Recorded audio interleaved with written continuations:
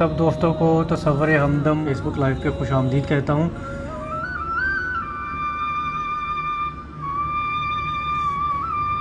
अगली जो एक गज़ल है वो हमारे बहुत ही अच्छे दोस्त शायर हैं ख़याल यूसुफ़ साहब। ख़याल यूसुफ़ साहब की एक गज़ल है वो मैं इस प्रोग्राम का हिस्सा बनाऊँगा।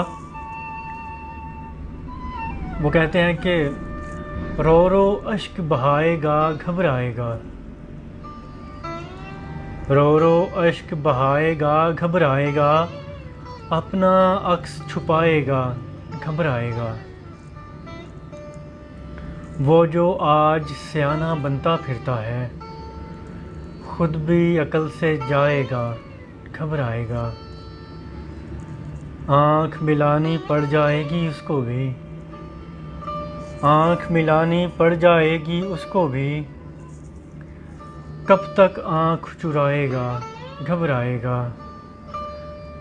दिल पिघलेगा जल्द ही संगे मरमर का, दिल पिघलेगा जल्द ही संगे मरमर का, टुकड़े वो हो जाएगा घबराएगा।